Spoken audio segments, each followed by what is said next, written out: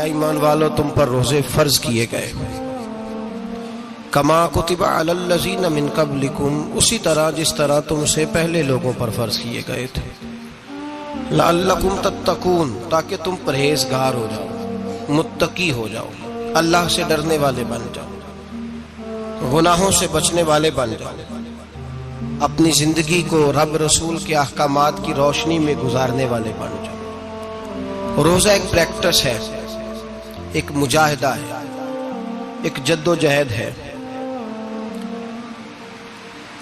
جد و جہد کس چیز کی؟ اللہ کی رضا کے مطابق اپنے آپ کو ڈھالنے کی جد و جہد۔ صوم کا لغوی معنی ہوتا ہے رک جانا، حلال رزق سامنے پڑا ہے، حلال مشروب سامنے پڑا ہے، حلال رشتہ بیوی کا موجود ہے، لیکن ان سب چیزوں سے حالت روزہ میں رکنا، اللہ کی رضا کے لیے رکنا، اس کا نام روزہ ہے۔ صوم کا معنی رکنے کے ہیں، پرہیز کرنے کے ہیں، بچنے کے ہیں۔ ہر چیز موجود ہے لیکن اللہ کا حکم نہیں ہے تو لہٰذا کھا نہیں سکتے۔ تو رب فرماتے جب جائز چیز ہے تو میری مرضی کے بغیر میرے حکم کے نہیں کھا سکتا، تو نے رکنا ہے تو حرام کیسے کھا لیتا ہے؟ اب جائز چیز کے لیے تجھے حکم ہے، میں کہوں تو کھائے گا، میں کہوں تو نہیں کھائے گا۔ میں نے حکم دے دیا جائز ہے، روٹی ہے، کھانا ہے، گوشت ہے، تیری فریج میں پڑا سارا کچھ، تو با اختیار ہے، منہ میں دانت بھی ہیں، ہضم کرنے کو ہاضمہ بھی ہے، بھوک کی شدت بھی ہے، پر میری اجازت کے بغیر تو کھا سکتا؟ روزہ رکھ لیا، اب تجھے حکم نہیں کہ تو کھائے۔ جب جائز چیز میری مرضی کے بغیر نہیں کھا سکتا تو ناجائز کیسے کھائے گا؟ میرے نبی پاک علیہ الصلوۃ والسلام نے اپنے خوبصورت الفاظ کے اندر اس مفہوم کو بیان فرمایا۔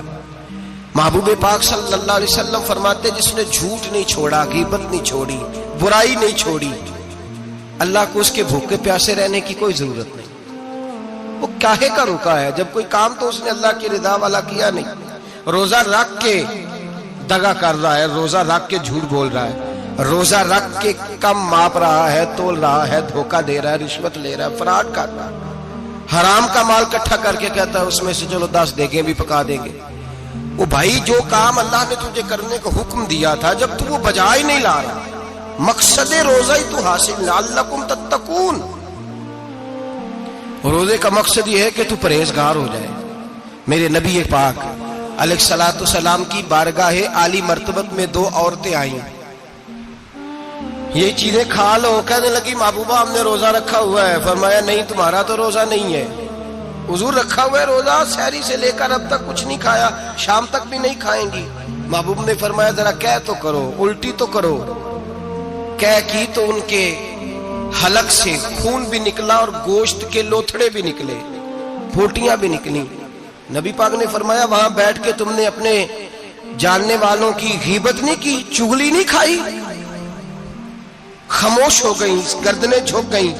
نبی پاک نے فرمایا تم نے قرآن نہیں پڑھا کہ جو اپنے بھائی کی غیبت کرتا ہے وہ مردہ بھائی کا گوشت کھاتا ہے؟ تو گوشت کھا کے بھی تمہارا روزہ رہ گیا ہے۔ کس طرح کا روزہ ہے کہ صاحب روزہ رکھ کے نہ رکھنے والوں پہ تنقید کر رہے ہیں، تراویاں پڑھ کے نکلے ہیں تو کہتے ہیں میں اکیلا ہی نیک ہوں، باقی تو محلے میں کوئی پڑھتا ہی نہیں۔ یہ کیسا تیرا روزہ ہے کہ تو روزہ رکھ کے تو اس کے مقصد کو نہیں سمجھا؟ لعلکم تتقون۔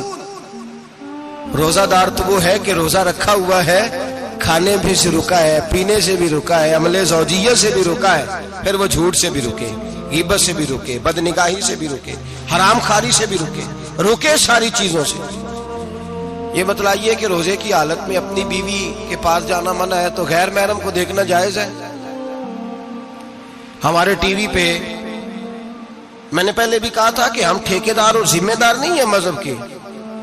یہاں ہمارے آنے سے پہلے بھی کوئی بیٹھا تھا، ہم مریں گے تو یہاں ہم سے بڑے بڑے نیک لوگ بیٹھیں گے، کوئی بندہ ذمہ دار نہیں ہے۔ بڑے بڑے کج کلا، صاحب جبہ و دستار، بڑے بڑے صاحب بصیرت، آئمہ، فقہاء، علماء، زعماء، نقبا، صوفیاء، اولیاء، غوث، کتب، ابدال، اوتاد، کتب الاقطاب، جانے کون کون آئے، علماء آئے، مفسرین آئے، محدثین آئے، گزر گئے۔ ہم تو خاک نشین لوگ ہیں، تھوڑا کام کرنے والے، تھوڑی صلاحیت رکھنے والے۔ لیکن بھائی اگر کرتے ہیں تو ایک کام کرتے ہیں، ساتھ دوسرا دوسرا نہیں کرتے. یہ کس طرح کا دین سکھانے لوگ نکلے کہ شوال سے لے کر شعبان تک گانا سنایا جائے گا, شعبان سے لے کر شوال تک ناچ گانا کیا جائے گا, شوال سے لے کر شعبان تک دھما چوکڑی ہوگی, رمضان آئے گا تو حدیثیں سنائی جائیں گی, رمضان آئے گا تو لوگوں کو قرآن پڑھ کے سنایا جائے گا. یہ مذہب باج نہیں ہے کہ گویے مذہب سکھائیں گے, ایکٹر مذہب سکھائیں گے. یہ مذہب باج نہیں ہے کہ ایک گلاس کے اندر پہلے شراب پی لو پھر اسی گلاس میں رمضان آئے تو شہد بانٹنا شروع کر دو. یہ باج نہیں, یہ میرے رسول اللہ کا مذہب ہے. اگر تمہیں شوق ہے دین سیکھنے سکھانے کا, یکم رمضان کو توبہ کرو اور کہو کہ ہم ٹی وی پہ بیٹھ کے حدیثیں سنائیں گے تو سارا سال سنائیں گے, اور جس زبان سے حدیث نکلے گی پھر اس سے کبھی گندا گانا نہیں نکلے گا, پھر کبھی ناچ گانا نہیں ہوگا. یہ کون سا مذہب ہے جو بیویاں سکھا رہی ہیں؟ یہ کون سا دین ہے جو عورتیں سکھا رہی ہیں؟ میرے رسول پاک صلی اللہ تعالی علیہ وآلہ وسلم کا وہ مذہب ہے کہ میرے اعلیٰ حضرت فاضل بریلوی رحمت اللہ علیہ نے فرمایا, مرد کے لیے جائز نہیں کہ وہ عورت کی زبان سے میلاد بھی سنے, نعت بھی سنے. مرد کے لیے جائز نہیں, مرد کو مرد سکھائے گا, عورت سکھائے گی تو عورتوں کو سکھائے گی. بے شک آپ سویرے فتویٰ دیجئے کہ چھوٹی سی مسجد میں بیٹھ کے, چھوٹے سے کونے میں بیٹھ کے چھوٹا سا مولوی, اور وہاں تو اتنے بڑے مفتی ٹی وی پہ بیٹھے ہوئے, وہ غلط ہے تو صحیح یہ کیسے ہو گئے؟ سنو, میرے نبی پاک علیہ الصلوۃ والسلام کے مذہب کا حسن یہ ہے کہ اسلام کہتا ہے ایک نظر بی بی کو دیکھا کسی نے غلطی سے تو معافی ہو جائے گی, دوسری نظر شہوت سے دیکھا تو حرام ہے اس کے لیے. وہ پاکستان کا مولوی ہو یا سعودی عرب کا شاہ ہو, کسی کے لیے عورتوں کے بیچ پھرنا اٹھنا بیٹھنا جائز ہے. میرے نبی پاک صلی اللہ تعالی علیہ وسلم نے فرمایا ہے میں عورتوں سے مصافحہ کرنے نہیں آیا, اور میرے نبی پاک صلی اللہ علیہ وسلم نے فرمایا ہے, حضور فرماتے لیکن نا کتا بالکل ناپاک نہیں ہوتا, کتے کا تھوک ناپاک ہوتا ہے یا کتا گیلا ہو جائے تو ناپاک ہوتا ہے, لیکن خنزیر سارا ناپاک ہوتا ہے, کل ناپاک ہے خنزیر. نبی پاک نے فرمایا خنزیر بھی ہو اور گند میں لتھڑا ہوا بھی ہو, پیشاب میں لتھڑا ہوا ہو, گوبر میں لتھڑا ہوا ہو, پخانے اور فضلے میں لتھڑا ہوا خنزیر ہو, اس کا جسم تیرے ساتھ ٹکرا جائے تو اتنا برا نہیں جتنا غیر محرم عورت کا وجود تیرے ساتھ ٹکرا جائے تو برا ہے. اس حد تک میرے نبی پاک صلی اللہ علیہ وسلم, اور گنبد کے معاملے میں فتویٰ دینے والے, یا رسول اللہ کہنے پر کفر کا فتویٰ دینے والے اور بڑی بڑی باتیں کرنے والے خاموش کیوں ہو گئے؟ یا ایھا الذین آمنوا لا تتخذوا اليہود والنصارى اولیاء. رب فرماتا ہے یہودیوں اور عیسائیوں کو دوست نہ بناؤ, یہ تمہارے دوست ہو سکتے, یہ تمہارے سجن ہو سکتے. جب عرش کا مالک کہہ رہا ہے سجن نہیں ہو سکتے تو دوستی کی بات کیسے بڑھا رہا ہے؟ یا رسول اللہ ہمارے سجن کون ہو سکتے ہیں؟ فرمایا تمہارا دوست وہ ہو سکتا ہے جو محمد عربی کا غلامی کرنے والا ہو, جو رسول اللہ کی نوکری کرنا ہو دوست ہوگا. دوسرا دوست ہو سکتا کوئی ایکٹر مذہب نہیں سکھائے گا, کوئی گویہ مذہب نہیں سکھائے گا. حضرت جناب سیدنا جنید بغدادی, بغداد کے پیر سے کسی نے پوچھا تھا آج سے 1100-1200 سال پہلے, وہ تو زمانہ ویسے نیکی اور پرہیزگاری کا تھا, کہ بابا جی مرد اور عورت نیک ہو, بغیر پردے کے, بغیر حجاب کے, بغیر دیوار کے بیٹھ کر ایک دوسرے کو دین سکھا سکتے؟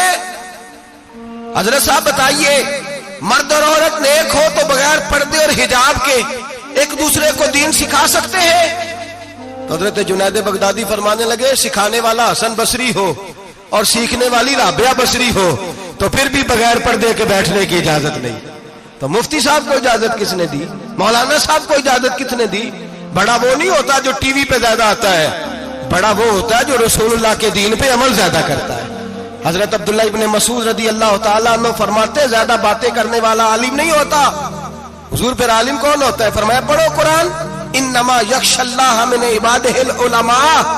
فرمایا بڑا عالم وہ ہوتا ہے جو اللہ سے زیادہ ڈرتا ہے, اس لیے کہ رب فرماتا ہے میرے بندوں میں سے جو عالم وہ ہیں جو اللہ سے زیادہ ڈرتے ہیں, خوف رکھتے ہیں. تو میرے بھائی رمضان المبارک میں بچنا ہے, پرہیز کا وقت ہے, تو کوئی شخص بھی کوئی شو نہ دیکھے, میری منت ہے آپ حضرات, کوئی شو نہ دیکھے. عورت کا تو پردہ ہے تو ہمیں تو تماشے پہ لگا دیا گیا, عجیب قسم کے ایکٹر آ گئے اور مذہب سکھا رہے ہیں. میری اپیل ہے آپ سے کہ سحری افطاری کے وقت ٹیلی ویژن بند رکھیں. کیا چیز کھول کے رکھیں؟ یا قرآن کھول کے رکھیں یا رسول اللہ کا فرمان کھول کے رکھیں. اللہ رسول کی طرف توجہ رکھیں، وہ سیکھنے سکھانے کا وقت ہے. چھوڑے گویوں سے دین سیکھا جائے گا. ہمیں کوئی شکوہ نہیں، یہ پکی توبہ کریں، سویرے آئیں آ کے دین سکھائیں. اور میں ان سے بھی اپیل کروں گا کہ آؤ دین سکھاؤ. حضرت فضیل بن عیاض فرماتے ہیں میں ڈاکو تھا، کبھی کبھی چھپ چھپا کے جمعہ پڑھا کرتا تھا، پھر میں نے توبہ کی تو سچی توبہ کی، پھر میں نے توبہ کی تو رب کو راضی کرنے والی توبہ کی، پھر میں نے توبہ کی تو چھوڑی ہر شے. غریبوں کا لوٹا ہوا مال واپس کیا، جس کے پیسے نہ دے سکا اس کے گھر میں جا کے اس کی بھینسوں کو چارہ ڈالا، اس کے اونٹوں کی خدمت کی، میں نے قرضے چکائے. فرمایا میں سچی توبہ کر کے مسجد آیا، جس خطیب کے پیچھے میں جمعہ پڑھا کرتا تھا وہ میرے ہاتھے بیعت کر کے مرید ہو گیا. اللہ تبارک و تعالیٰ نے اپنے بندوں کے دل میری طرف پھیر دیے. پھر تمہیں اس میں انعام دینے کی ضرورت نہیں پڑے گی.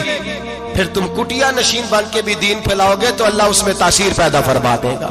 تو روزے کا معنی رکنا ہے. روزے کا معنی بولیے، روزے کا معنی رکنا. کس سے؟ جھوٹ سے، غیبت سے، بدی سے، بد نگاہی، کھانے پینے. روزہ کس پہ فرض ہے؟ امیروں پہ کہ غریبوں پہ؟ جی کہنے نے میں تو کام ہی، میرا تو کام ہی محنت مزدوری والا، میں کیسے روزہ رکھوں؟ میں تو دیہڑی لگاتا ہوں تو روزہ کیسے رکھوں؟ میں نے نہیں کسی حدیث میں پڑھا کہ روزہ وہ رکھے جو دفتر میں بیٹھتا ہے. صحابہ کے زمانے میں تو دفتر ہوتے ہی نہیں تھے، کسی جگہ نہیں لکھا ہوا روزہ وہ رکھے گا جو اے سی میں بیٹھتا ہے. تب تو اے سی تھے ہی نہیں. حضرت ابوبکر صدیق رضی اللہ تعالیٰ عنہ سے لے کر جناب بلال تک سارے اپنے ہاتھ سے کام کرتے، سارے اپنے ہاتھ سے کام کرتے، سارے. حضرت عمر فاروق رضی اللہ تعالیٰ عنہ خلیفہ وقت ہونے کے باوجود مال غنیمت کے اونٹ چرنے جاتے تھے تو چراگاہ میں چھوڑنے میں جاتے تھے، لینے بھی آتے تھے واپس. سارے لوگ اپنے ہاتھوں سے مشقت والے کام کرتے. حضرت بلال مزدوری کرتے، سلمان فارسی مزدوری کرتے، مقداد مزدوری کرتے، صحابہ مزدوریاں کرتے، روزے رکھتے. اور رمضان کے جانے کا وقت ہوتا تو در رسول پہ کھڑے ہو کے عرض کرتے محبوبہ دل نہیں بھرا، دل کرتا ہے کبھی رب سارا سال ہی روزے عطا کرے، سارا سال رمضان دے تو ہم سارا سال روزے رکھنے کو تیار ہیں. جذبہ تھا، طاقت تھی، ہمت تھی. آج نوجوان لڑکا ہے کہتا ہے مجھ سے بھوک برداشت نہیں ہوتی. میرے بھائی رب بیماری لا دینا، اللہ سے دعا مانگے اللہ شفائے عطا فرمائے، اور دعا کرے اللہ آزمائش سے محفوظ فرمائے. آپ یقین کریں میں نے لوگوں کو دیکھا ہے حلق سے قطرہ نہیں اترتا، خوراک کی نالی لگی ہوئی ہے، اعلیٰ غذائیں پکی ہوئی پڑی ہیں. عرش کا مالک کہتا ہے میں تیرے حلق سے گزرنے نہیں دوں گا. قانون بن گیا. میں نے دیکھا ہے ڈرپ پہ لوگ زندہ ہے، بوتل لگی ہوئی ہے گلوکوز کی، گزارا چل رہا، اعلیٰ غذائیں پڑی ہیں، لاکھوں روپیہ تجوری میں پڑا ہے. مالک کہتا ہے تو نہیں کھا سکتا، تو وہ کھانے نہیں دیتا، نہیں کھانے دیتا. ایک شخص یورپ کے علاقے کا، میں کسی کالم نویس کا پڑھ رہا تھا، وہ کہتا ہے میری خربوں میں جائیداد ہے لیکن میرے معدے میں ایسی تکلیف ہے کہ میں آٹے کو چھان کر جو اوپر سے بورا نکلتا ہے صرف وہ کھا سکتا ہوں، اس کے علاوہ میں کائنات کی کوئی نعمت کھا نہیں سکتا. اور میرے بھائی وہ جب چاہے تو بڑے بڑے کھانے کھانے سے تجھے روک دے، تیرے دانت چبانے کے قابل نہ رہے، زبان نگلنے کے قابل نہ رہے، معدہ تیرا ہضم کرنے کے قابل نہ رہے. وہ جب چاہے تو جو مرضی کر لے. وہ کہتا چل تو میری مرضی پہ چلنا، ایک مہینہ میرے کہنے پہ نہ کھا، ایک مہینہ میرے کہنے پہ نہ کھا. تو یا اللہ تو کیا کرے گا؟ فرمایا صوم تصحو. میرے نبی پاک نے فرمایا تم روزے رکھو، اللہ تمہیں صحت عطا فرما دے گا، اللہ تندرستیاں دے دے گا، شفائیں دے دے گا. تم روزے رکھو، اللہ تمہیں، سبحان اللہ، اللہ تمہیں، اللہ طاقت دیتا ہے، ہمت دیتا ہے، اللہ ہمت دیتا ہے. میں نے دیکھا ہے، میں نے بزرگوں کو دیکھا ہے، ضعیف لوگوں کو دیکھا ہے، کمزور لوگوں کو دیکھا ہے، میں نے دیکھا ہے روزے رکھتے ہوئے، مزدوروں کو دیکھا ہے روزے رکھتے ہوئے. میں اپنے ابا جی کو کہتا ابا جی اتنی سخت گرمی اور مزدوری آپ کرتے اور مزدوری کے عالم میں روزہ رکھتے، تو کہتے پتر روزہ کی آندا ہے، روزہ کدوں کو جاندا ہے، روزہ اپنی جگہ تے مزدوری اپنی جگہ ہوتے. اور کئی دفعہ مینوں فرمان لگے، مینوں یار سمجھ کوئی نہیں لگتی، پتہ نہیں روزیاں چ اللہ طاقت کتھوں دے چھڑدا ہے، نہیں زیادہ کام بھی زیادہ کریدا ہے تے روزہ بھی بھائی صوم تصحو. میرے مصطفیٰ نے فرمایا تو روزہ رکھ، اللہ تجھے صحت عطا فرما دے گا. رب تعالیٰ تجھے، یہاں ہوٹل کھلے ہوئے ہیں، یہاں عجیب حالات ہیں، ہوٹل کھلے ہوئے ہیں، لوگ بہانے ڈھونڈتے پھرتے ہیں، کہتے ہیں کٹ لگ گیا تھا، ذرا تھوڑا سا خون نکل آیا، سنی پلاس لگائی ہے تو روزہ نہیں رکھا، یہ ذرا مجھے تھوڑی دقت ہو گیا تو میں نے روزہ نہیں رکھا، کھانسی لگ گئی ہے تو روزہ نہیں رکھا۔ او خدا کے بندے، روزہ تو نعمت ہے۔ اور سبحان اللہ، میرے نبی پاک نے فرمایا لکل شیء زکات و زکات الجسد الصوم، فرمایا ہر شے کی زکات ہوتی ہے، وجود کی زکات روزہ ہے، روزے رکھو جسم کی زکات نکل جائے گی۔ فاقہ کرنا بھی میرے نبی پاک کی سنت ہے، مسواک کرنا بھی سنت ہے، اور فاقہ کرنا بھی۔ مسواک والی سنت زیادہ اپناتے ہیں لوگ، فاقہ کرنا بھی نبی پاک کی سنت ہے۔ ایک صاحب مجھے کہنے لگے جناب بیٹھ کے کھانا حضور کی سنت ہے، میں نے کہا کبھی کبھی نہ کھانا بھی نبی پاک کی سنت ہے، نہ کھانا بھی حضور کی سنت ہے۔ اور ہمارے فقہاء نے لکھا ہے جو روٹی زیادہ کھاتا ہے اس میں دو باتیں پیدا ہو جاتی ہیں، کیا کیا؟ ایک بولتا زیادہ ہے، دوسرا سوتا زیادہ ہے، غافل ہو جاتا ہے۔ فقہ اور حکیم اطباء ڈاکٹر کہتے ہیں کہ پیٹ خالی رہے نا جس آدمی کا، اس کا حافظہ مضبوط ہوتا ہے، اس کے ذہن کی گرہ کھلتی ہے۔ زیادہ کھانے سے تو خماری چڑھتی ہے، دماغ ڈھونڈتے پھرنا روٹی کدھر سے آج اچھی ہے، گھر میں نہیں پکی تو ہوٹل چلے جانا، کھانے کے سوا اور کام ہی کوئی نہیں۔ او صاحب، میرے نبی پاک علیہ السلام نے فرمایا کافر 7 آنتوں سے کھاتا ہے، 7 آنتوں سے، اور فرمایا میرا مومن 1 آنت سے کھاتا ہے، اس کے وجود میں کھانے والی 1 آنت ہے، کافر 7 آنتوں سے کھاتا ہے۔ فاقہ کشی سے نورانیت پیدا ہوتا ہے، کم کھانا۔ دیکھیں نا، نبی پاک صلی اللہ علیہ وسلم نے اللہ سے فاقہ مانگ کے لیا ہے، یا اللہ 1 وقت روٹی دے، 1 وقت کا فاقہ دے، مانگ کے لیا ہے نبی پاک نے، مانگ کے۔ حضرت ابو ہریرہ رضی اللہ تعالیٰ عنہ فرماتے ہیں بھوک زیادہ لگتی تھی نا جب مجھے، تو میں حضرت عمر سے، ابو بکر سے، عثمان، مولا علی سے کوئی مسئلہ پوچھ لیتا تھا، اور جب میں مسئلہ پوچھتا تھا تو وہ مجھے روٹی کھلا دیتے تھے۔ جب میں ان سے مسئلہ پوچھتا تو وہ مجھے، حضرت ابو ہریرہ فرماتے ہیں مجھے بھوک لگی، میں حضرت عمر کے پاس گیا، ان سے مسئلہ پوچھا، ان کا رواج تھا جب میں مسئلہ پوچھتا تو پہلے روٹی کھلاتے۔ ہمارے بزرگ یہ فرماتے ہیں کہ کھانے کھلا کے دین پڑھاؤ، صرف تمہارا کتب خانہ نہیں کھلا ہونا چاہیے، تمہارا دسترخوان بھی کھلا ہونا چاہیے۔ کسی نے نبی پاک صلی اللہ علیہ وسلم سے پوچھا تھا بہترین مسلمان کون ہے؟ حضور نے فرمایا جو سلام لینے میں پہل کرے اور روٹی زیادہ کھلائے، جو روٹی ہر وقت فکر کرے آ یار تو روٹی کھا لے، روٹی کھانے کی طرف توجہ دلائے۔ کھلانا سنت ہے، زیادہ کھانا اس میں بھی فرق رکھے۔ تو نبی پاک صلی اللہ علیہ وسلم کے صحابی حضرت ابو ہریرہ رضی اللہ تعالیٰ عنہ فرماتے ہیں میں نے حضرت عمر سے مسئلہ پوچھا، میں نے کہا حضور مسئلہ بتائیں، تو کہتے پہلے ان کی عادت تھی جب میں مسئلہ پوچھتا تو روٹی بھی کھلاتے، آج انہوں نے مسئلہ ہی بتایا ہے، روٹی کوئی نہیں کھلائی۔ تو مجھے کہنے لگے ابو ہریرہ تو سوچتا ہوگا روٹی نہیں اس نے پوچھی، تو نے کب سے کھانا نہیں کھایا؟ میں نے کہا صبح سے۔ تو جناب عمر کہنے لگے میں نے کل صبح سے نہیں کھایا۔ چل ابو بکر صدیق کے گھر مسئلہ پوچھتے ہیں، کہتے جناب صدیق اکبر کے دروازے پہ گئے، جا کر کے ان سے مسئلہ پوچھا۔ ان کی بھی عادت تھی جب کوئی مسئلہ پوچھنے جاتے تو دسترخوان بچھا لیتے، کہتے آؤ روٹی بھی کھلاتا ہوں مسئلے بھی بتاتا ہوں۔ کہتے ہیں گئے تو انہوں نے بھی مسئلہ بتایا، روٹی کوئی نہ پوچھی۔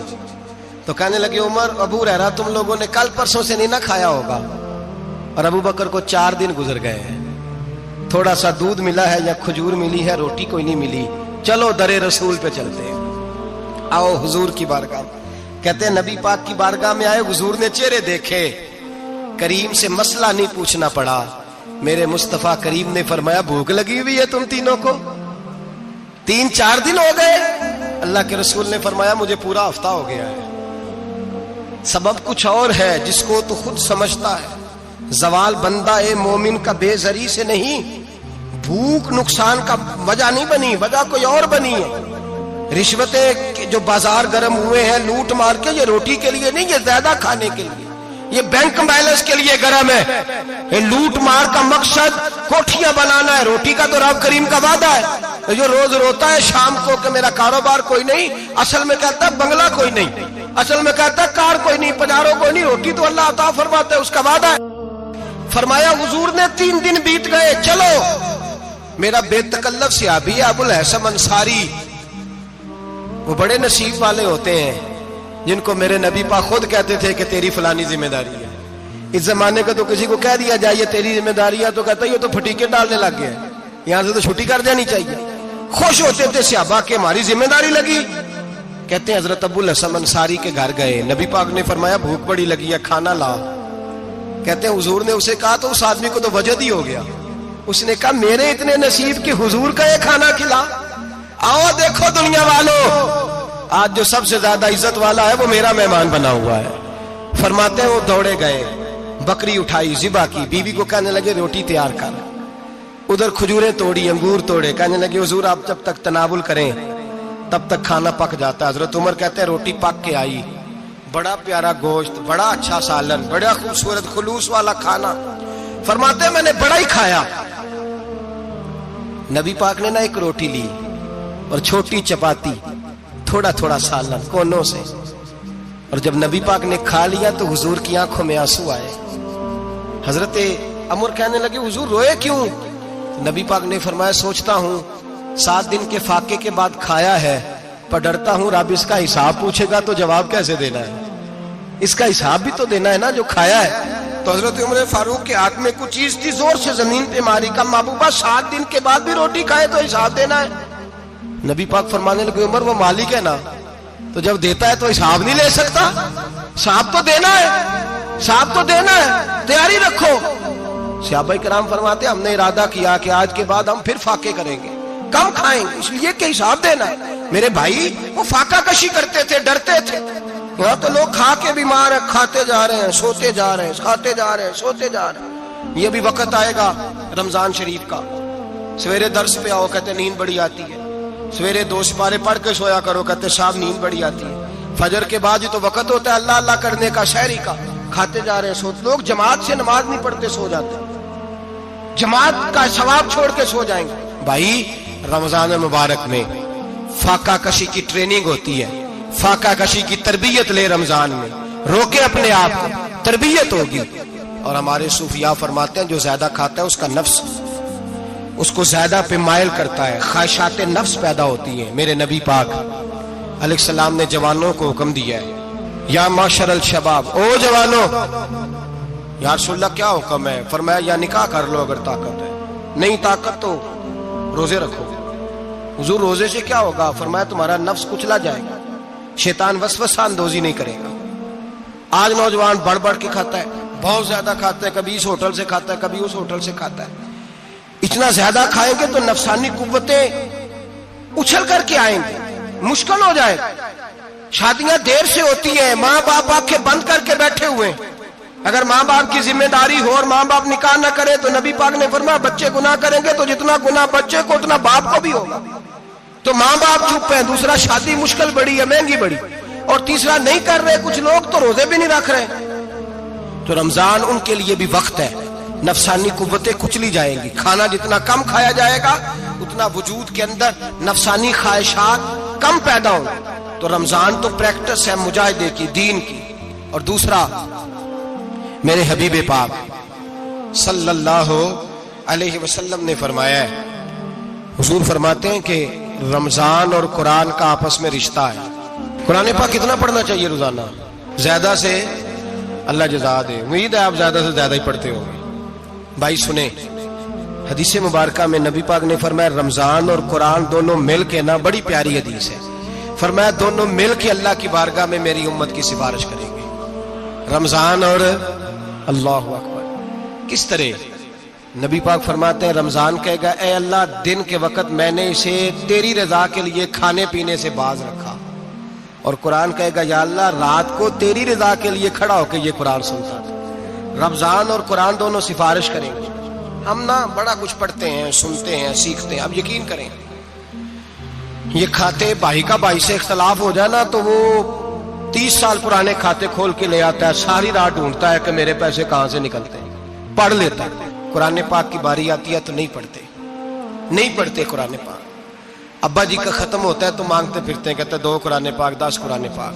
یہ باتیں بتانی نہیں چاہیے، کرنی نہیں چاہیے، لیکن چونکہ تربیت کے لیے بیٹھا ہوں تو کر دیتا ہوں. میرے شاگردوں سے پوچھیں، یہاں مدرسہ ہے الحمدللہ، درجنوں طلباء ہیں، اساتذہ ہیں، میرے پیر بھائی ہیں. اور میرا یہ دعویٰ ہے کہ شاید کوئی کسی سے اتنا پیار کرتا ہو جتنے میرے شاگرد اور مرید مجھ سے کرتے ہیں. لیکن میں نے کبھی کسی سے نہیں کہا کہ ذرا سورت فاتحہ پڑھ کے دینا، میں نے اپنے ابا جی کو ثواب دینا ہے. پوچھ لیں کسی سے نہیں کبھی کہا. کبھی نہیں میں نے کہا کہ ذرا مجھے تھوڑا سا قرآن پڑھ دیں.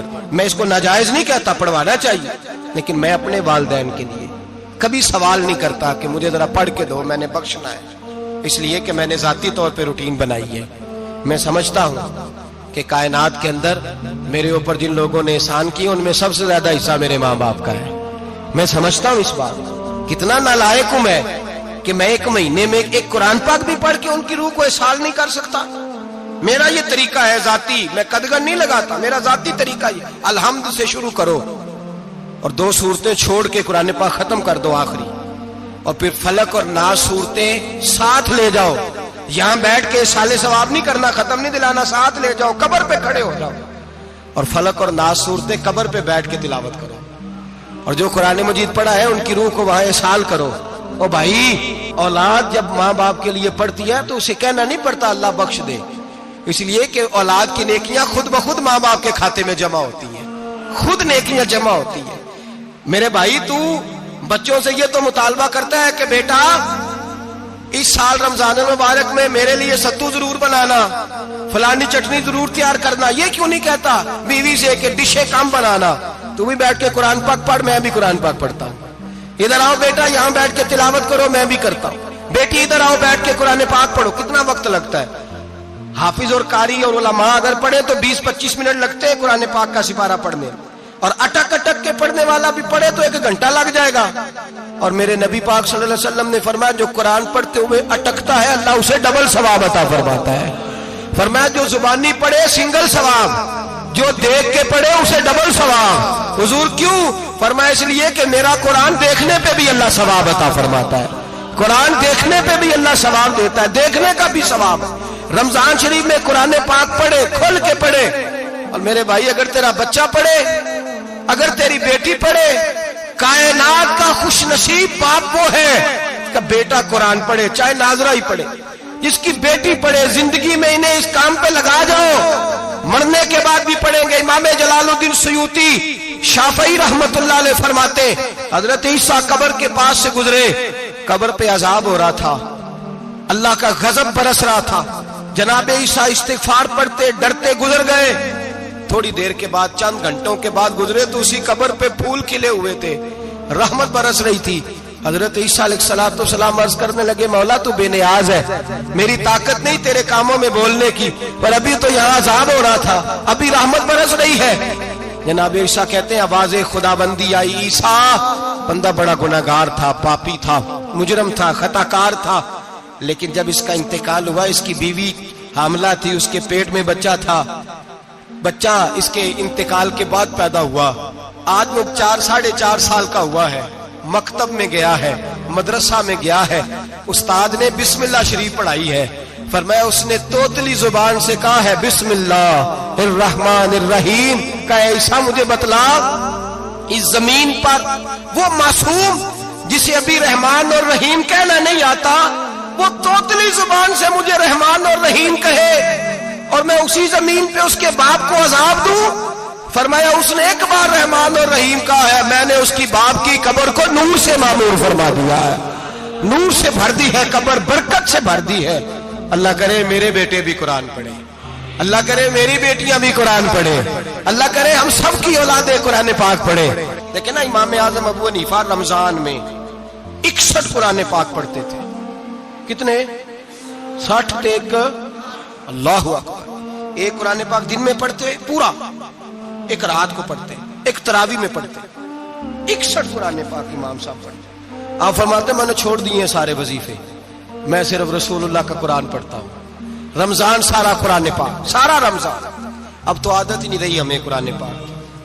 اگر لوگ ناراض نہ ہو تو محفل نعت ہوتی ہے تو تلاوتیں کتنی ہوتی ہیں، اور نعتیں ہم نے ذوق ہی نہیں بنایا، ذوق ہی نہیں بنایا ہم نے تلاوت قرآن کا، اس لیے کہ قراء علماء فقراء ان کو ہم تیار ہی نہیں کر رہے، ہم تو ایکٹر پال رہے ہیں جو پیسے لیتے ہیں نعت خوانی کے، معاذ اللہ۔ او میرے بھائی، کیا قرآن میرے نبی کی نعت نہیں؟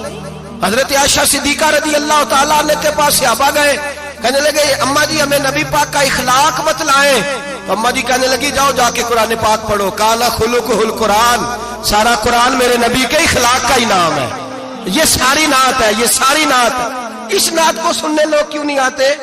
اتنا رش میں اپنے نعت میں اتنا تراوی پہ کیوں نہیں ہوتا؟ اور ملت کا جوان یاد رکھے، بوڑھے تراویاں پڑھتے ہیں، ضعیف تراویاں پڑھتے ہیں، گھٹنوں میں درد ہے تراویاں پڑھتے ہیں، بیمار بوڑھے تراویاں پڑھتے ہیں، جوان وہاں چوک میں کھڑے۔ کیا جوانی اس لیے ہے چوکوں میں کھڑا ہوا جائے؟ کیا جوانی اس لیے ہے کہ سعودی عرب جانے کے لیے پاسپورٹ بنانا ہو تو 2.5 گھنٹے کھڑا رہے؟ تو شناختی کارڈ کے دفتر تو کھڑا رہے، پروٹیکٹر کے لیے کھڑا رہے، کافروں کے سامنے کاسا لیسی کرنے کے لیے تو کھڑا رہے، تو نوکری پہ جائے تو ساری رات کھڑا رہے، اور تو قرآن کے لیے کھڑا نہیں ہوتا؟ میرے محبوب نے فرمایا من قام ایمانا واحتسابا غفر له ما تقدم من ذنبه، فرمایا جو رمضان المبارک میں اللہ کی رضا کے لیے گناہوں کی معافی کے ارادے سے قیام کرے گا، راتوں کو عبادت کرے گا، اللہ اس کے پچھلے سارے گناہ معاف فرما دے گا۔ نوجوان ارادہ کریں، پروگرام بنائیں کہ انشاءاللہ قرآن پڑھنا بھی ہے، قرآن پڑھوانا بھی ہے، سننا بھی ہے، اور انشاءاللہ بولیے سننا بھی ہے اور پڑھنا بھی ہے اور پڑھانا بھی۔ ہمت کریں، دلیری کریں، آ کے کھڑے تو ہو، اللہ توفیق عطا کرے گا۔ پہلی بات یہ کہ روزہ رکھیں، دوسری بات یہ کہ قرآن پاک کی تلاوت کریں، اور روزہ رکھیں تو روزے کے سارے حسن سمیت اسے رکھیں۔ نبی پاک نے فرمایا رمضان غمخاری کا مہینہ ہے، غمخاری کریں۔ ہمارے زمانے میں 2 قسم کی تکلیفیں ہیں۔ ایک تو غریب آدمی، اس کا حال یہ ہے کہ وہ مانگتے ہی گزارا کرنا چاہتا ہے، اس نے ہاتھ یوں کر لیا ہے تو اب اس کا یوں ہونے کو تیار نہیں۔ ضرورت اگر کسی آدمی کو کسی دروازے پہ لے جاتی ہے تو برا نہیں، لیکن سوال کا اپنے اوپر دروازہ کھول لینا یہ ٹھیک نہیں۔ فاقہ کشی پیدا کریں، حوصلہ پیدا کریں، تھوڑے پہ گزارا کرنا سیکھیں۔ غریبوں کو بھی اجازت نہیں کہ وہ نکل کھڑے ہوں میدان میں مانگنے کے لیے۔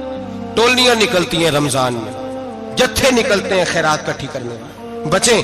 میرے نبی پاک صلی اللہ علیہ وسلم نے فرمایا جس نے بغیر ضرورت کے سوال کیا، جب قیامت کے دن آئے گا تو اس کے چہرے کے اوپر گوشت نہیں ہوگا، صرف ڈھانچہ ہی ہوگا۔ اتنی بھیانک صورت میں آئے، بغیر اشد ضرورت کے سوال نہ کر، کبھی سوال نہ کر۔ اور امیروں سے گزارش ہے کہ رمضان ہمدردی کا مہینہ ہے، ہمدردی کریں تو سامنے والے کی عزت کا بھی خیال کریں۔ یہ بات درست ہے کہ غریب سیاڑا نہیں ہوتا، اس لیے کہ جس کی جیب میں پیسے نہیں ہوتے بھائی اسے عقل بھی نہیں ہوتی، جس کے گھر کار نہیں ہوتی اسے چلانے کا طریقہ، جس کے گھر اوون نہیں ہوتا اسے چلانے کا طریقہ بھی نہیں آتا، جس کے گھر میں چیزیں ہوتی ہیں اسے چلانا بھی آ جاتا ہے، جدے گھر دانے اودے کملے بھی اس کے سیانے ہو جاتے ہیں۔ تو چودھری صاحب، سیٹھ صاحب، نواب صاحب آٹا تقسیم کرتے ہیں، کھڑے ہو کے فوٹو کھچاتے ہیں، فیس بک پہ دیتے ہیں، اور ایک آٹے کا تھیلا اور 10 اخباروں میں فوٹو۔ اللہ سے ڈریں، رمضان ہمدردی کا مہینہ، ہمدردی کا۔ غریب کو دیں تو اس کی عزت کو رسوا نہ کریں۔ میرے نبی پاک علیہ السلام کے صحابی حضرت عبداللہ ابن عمر رضی اللہ تعالیٰ عنہ ڈھونڈ کے لاتے تھے مسکینوں کو، ڈھونڈ کے، اور جب لاتے تھے تو اپنے دسترخوان پر بٹھا کر اپنے ساتھ افطاری کرایا کرتے تھے۔ اور پھر فرمایا اللہ تعالیٰ نے لن تنالوا البر حتی تنفقوا مما تحبون، اللہ کے راستے میں وہ چیز دینی ہے جو تمہیں زیادہ پیاری ہو۔ کون سی چیز جو تمہیں؟ میں تھوڑا سا بے باک ہوں بعض دوستوں کے ساتھ، سب کے ساتھ نہیں۔ ایک دوست مدرسے میں گھی دینے آئے ایک دفعہ، تو وہ والا گھی دے گئے جو سب سے سستا تھا۔ تو میں نے کہا آپ مجھے دیانتداری سے بچائے، آپ یہی کھاتے ہیں گھر میں؟ کہنے لگے نہیں۔ تو میں نے کہا پھر ہم نے بچے مارنے کے لیے تو نہیں نہ رکھے ہوئے، کیا وہ والا گھی اللہ کے راستے میں پیاری چیز دے رہی ہے نا، اس لیے گلے گلے نوٹ لوگ مسجد کے گلے میں ڈال جاتے ہیں، پھٹے ہوئے ڈال جاتے ہیں، کہتے ہیں جوڑ لیں گے مولوی صاحب۔ اور خدا کے بندے پیاری چیز دینی تھی تمہیں، اور تو نے اس کا ترجمہ الٹ کر لیا ہے۔ سمجھ لیں رمضان المبارک میں کسی غریب کی مدد کرنی ہے تو ساتھ اس کی عزت بھی کرنی ہے۔ نبی پاک علیہ السلام کے دروازے پہ جب یہ جملہ ایک ہے لیکن بڑا قیمتی ہے، صحابہ کہتے ہیں جب ہم دروازہ رسول پہ جاتے تھے خیرات بھی ملتی تھی اور عزت بھی ملتی تھی۔ خود بھیک دیں خود ہی کہیں منگتے کا بھلا ہو، خیرات بھی ملتی تھی اور عزت بھی ملتی تھی۔ نبی پاک ساتھ عزت بھی دیتے تھے، مسکین کو غریب کو دیں اور خیر خائی کریں۔ جوتے بیچنے والے جوتوں کے ریٹ سستے کریں، کپڑا بیچنے والے کپڑے کا ریٹ، درزی صاحب بھی ریٹ سستا کریں، دکاندار بھی چیزوں کا ریٹ، حکیم صاحب پیسے کم لیں، ڈاکٹر پیسے کم کریں، حکومت نرخوں میں کمی کرے، اور یہ کام اجتماعی طور پہ کریں۔ میرے نبی پاک نے فرمایا رمضان غمخواری کا مہینہ ہے، اس میں غمخواری کرنی ہے، دوسرے کا خیال کریں، اظہار کریں، قربانی کریں. یہاں ہر چیز کا ریٹ بڑھ جاتا ہے رمضان شریف میں. ہر آدمی کہتا ہے میرا سیزن آ گیا ہے. توجہ بڑھائیں، خیال کریں، غمخواری کا مہینہ ہے. اور پھر آپ لوگوں سے یہ بھی گزارش ہے کہ رمضان المبارک کا جب مہینہ آئے تو جس آدمی کے ساتھ نیکی کرنی ہے وقت پہ کریں. کسی غریب کو پیسے دینے ہیں، کپڑے دینے ہیں تو یکم رمضان کو دیں. میں اکثر دوستوں سے پوچھتا ہوں، میں کہتا ہوں قاری صاحب نو جوڑا کدو دیندے ہو؟ کہندے 27 والے دن. میں کہ مینوں لگ گئی سمجھ، تہاڈی سازش ہے کہ جڑے سواں کے پا نہ لوے. ایویں مولوی چودھری صاحب دے نال دے کپڑے پا لے تے کتے لکھیا ہے اینو دینا ہے 27. تسی دسو 27 والے دن کو درزی سی کے دیندا ہے اونوں 3 گنا بھی پیسے دئیے تے کہندا جڑے باقی نے انہاں دے نہیں بٹن پہ لگ دے میرے کولوں. کتھوں جوڑا سی کے تو کس دن دیتے ہو قاری صاحب کو؟ کیا مقصد ہے؟ پہننے کے لیے دے رہے ہو یا اس لیے دے رہے ہو کہ نہ پہن سکے؟ تو بھائی آپ جب کسی کو کچھ چیز دیں گے تو کب دیں گے؟ جب وہ استعمال کر سکے. غریب کو لوگ فطرانہ دینے جاتے ہیں عید سے 1 دن پہلے، تو کیا کرے گا اس کا؟ نہ تو کپڑے خرید سکا، نہ روٹی لا سکا. بلکہ میرے حضرت صاحب فرماتے ہیں رمضان سے پہلے دے دو. رمضان کی نیت کر کے رمضان سے 1-2 دن پہلے دے دو، اللہ رمضان جتنا ثواب ہی عطا فرمائے گا. رمضان سے پہلے دو جس کو کچھ ہے دن، قبل از وقت تیاری کرو. اور میرے قبلہ حضرت صاحب فرمایا کرتے اپنے کپڑے بعد میں، غریب کے بچوں کے کپڑے پہلے، اپنے گھر کی ضروریات بعد میں، غریبوں کی ضروریات. اس لیے کہ اللہ پاک نے ان کا رزق بھی ہمارے گھر بھیج دیا ہے. ہماری ڈیوٹی لگائی ہے کہ تم نے بانٹنے والے بنو. اور یہ ذہن بنائے کہ پتہ نہیں کس کا حصہ تھا جو اللہ نے میرے گھر بھیجا. یہ ذہن بنا کے بانٹ. اور جس کو دینے جائیں، ہاں آپ کو اجازت ہے تھوڑا بہت پتہ کرنے کی، لیکن تھوڑا بہت تفتیش کرنے کی اجازت، بال کی کھال اتارنے کی اجازت. میں نے دیکھا ہے لوگ غریبوں کا انٹرویو لیتے ہیں. تیرا تو فلانا کمانے والا نہیں، تیرا تو فلاں بچہ. او بھائی بہت سارے غریب ایسے ہیں، بڑے ہیں جو کمانے کی کوشش کرتے ہیں لیکن ان کا سبب نہیں بنتا. ہاں ہے ایسے لوگ جو سعودی عرب چلے گئے ہیں، کہتے ہیں تیرا تو فلاں باہر نہیں گیا. گیا ہے، لیکن سارے سعودی عرب جانے والے بھی مال کمانے کی طاقت نہیں رکھتے. کئی وہاں بھی بیٹھ کے بیچارے قرضوں میں الجھے ہوئے ہیں، وہاں والوں کے ظلم کا شکار ہیں. بہت ساری آزمائشوں میں تو تفتیش کرتا ہے. میرے امام شافعی کا ایک جملہ اگر آپ کو یاد رہ گیا تو بات بن جائے گی. امام شافعی رحمت اللہ، بلکہ حضرت غوث اعظم جیلانی کے پاس وہ بات آپ کو زیادہ فائدہ دے گی. حضرت غوث اعظم جیلانی کو ان کا ایک مرید سمجھانے لگ گیا، کہنے لگا حضرت جی آپ سب کو دیتے رہتے ہیں، ہر بندہ مستحق نہیں ہوتا، ذرا ٹٹول کے دیا کریں. تو غوث اعظم جیلانی فرمانے لگے بھائی مجھے تو لگتا ہے تو بھی ان چیزوں کا مستحق نہیں تھا جو اللہ نے تجھے عطا کر دی ہے. پہلے تو بتا تو مستحق تھا، تجھے اپنی حیثیت اوقات کا پتہ ہے جو اللہ نے تجھے دے دی ہے؟ طاقت تھی، کوالٹی تھی، تیرے اندر وہ صلاحیت تھی. رب نے تو نہیں تیری تفتیش کی کہ تو قابل ہے کہ نہیں، تو اللہ کے بندوں کی تفتیش کرتا پڑتا ہے. امام شافعی فرمایا کرتے، امام شافعی فرماتے رب تجھے پرکھ کے نہیں دیتا، ٹٹول کے نہیں دیتا، رسوا کر کے نہیں دیتا. تو غریبوں کے ساتھ یہ سارا ظلم کیوں کرتا ہے؟ بس پتہ چل گیا وہ ضرورت مند ہے تو دے. اس لیے کہ اجر تجھے غریب نے نہیں دینا، اجر اللہ نے دینا ہے. اور اللہ اجر عمل پہ نہیں دیتا، اللہ تو نیت پہ اجر عطا فرماتا ہے. تو نیت دیکھ تیری کس طرح کی. تو میرے بھائی غریب کو دیں، قبل از وقت دیں. رمضان مبارک میں چوتھا کام، بات آخری اور چوتھا کام سنیں. رمضان میں دین سیکھیں. شیطان قید ہوتا ہے زیادہ سے زیادہ، اور جب آدمیوں کا پیٹ خالی ہوتا ہے نا تو ذہن جو ہوتا ہے نا وہ بھی اس کا فریش ہوتا ہے. اس میں کوشش کریں دین سیکھنے کی. میرے نبی کریم صلی اللہ علیہ وسلم نے اس دین کو علم کا دین قرار دیا ہے، شعور کا دین قرار دیا ہے، فہم کا دین قرار دیا ہے. نبی پاک صلی اللہ علیہ وسلم نے فرمایا ایک عبادت کرنے والا عشاء کے بعد کھڑا ہو اور فجر تک نماز پڑھتا رہے. ایک عالم دین عشاء پڑھ کے سو جائے، اٹھ کے فجر پڑھ لے، تو وہ 70 عبادت کرنے والوں کا درجہ زیادہ نہیں، عالم کا درجہ پھر بھی زیادہ ہے. اس عالم دین کا درجہ زیادہ ہے، اس لیے کہ وہ لوگوں کو آگاہی دیتا ہے، شعور بخشتا ہے. یہ دین جو ہے یہ، اور نبی پاک صلی اللہ علیہ وسلم نے فرمایا عبادت کرنے والے پر عالم کا درجہ اتنا ہی زیادہ ہے جتنا میرا درجہ اپنے غلاموں پر زیادہ ہے. عالم کو حضور نے اتنا بڑا مقام دیا. دین سیکھیں، شعور حاصل کریں. یہ فقاہت کا دین ہے، شعور حاصل کرنے کا دین ہے. اور نبی پاک صلی اللہ علیہ وسلم نے فرمایا دین کی ایک بات سیکھ لینا 1000 نفل پڑھنے سے زیادہ درجہ رکھتی ہے. دین کی ایک بات سیکھ لینا 1000 جنازے میں شرکت سے زیادہ درجہ رکھتی. دین کی ایک بات سیکھ لینا میرے نبی پاک صلی اللہ تعالی علیہ وسلم ارشاد فرماتے 1000 مریض کی عیادت کرنے سے زیادہ درجہ رکھتی ہے. فرمایا جس نے رات کے ایک لمحے میں دین کی ایک بات سیکھی اللہ اسے ساری رات عبادت کرنے سے زیادہ ثواب عطا فرمائے گا. میرے ارشاد فرمایا کرتے جب سیکھنے والے کو یہ ثواب ملے گا تو بتائیے سکھانے والے کو کتنا ثواب ملے, اسے اللہ کتنا درد. رمضان آ رہا ہے, شیطان قید ہے, دین پھیلانے کی کوشش کریں, جد و جہد کریں. بڑی نیند آتی ہے فجر پڑھ کے, لیکن اگر کسی کا ارادہ بن جائے کہ دین سیکھنا بھی ہے اور دین بچوں کو, تو پھر کوئی نیند غلبہ. ایک مثال ایک عالم نے سمجھائی. کوئی بزرگ تھے درویش عالم, ان کے پاس ایک عورت آئی, کہنے لگی میں بچوں کو سویرے بڑا جگاتی ہوں, بچے جاگتے نہیں نماز کے لیے. بڑا عجیب جواب دیا بزرگوں نے, درویش نے, عالم نے. کہنے لگے بی بی کیوں نہیں جاگتے, جگایا کر, بیدار کیا کر, اٹھایا کر. کہنے لگی بڑی جدوجہد کرتی ہوں, اٹھتے نہیں, بیدار نہیں ہوتے. اللہ والے تھے نا. کہنے لگے یہ بتا اگر اس کمرے میں آگ لگ جائے تو پھر بچوں کو کیسے بیدار کرے گی, آگ سے بچانے کے لیے کیا کرے گی؟ پھر تو بالوں سے پکڑ بھی گھسیٹنا پڑا تو گھسیٹ کے کمرے سے لاؤں گی, پھر تو چوٹیں لگتی ہیں تو لگ جائے, پھر میں پرواہ نہیں کروں گی. آپ فرمانے لگے یوں سمجھ لے جہنم کی آگ جل رہی ہے, اگر تیرے بچے نے نماز نہ پڑھی تو آگ لگ جائے گی, اگر اس نے عبادت نہ کی تو اسے آگ.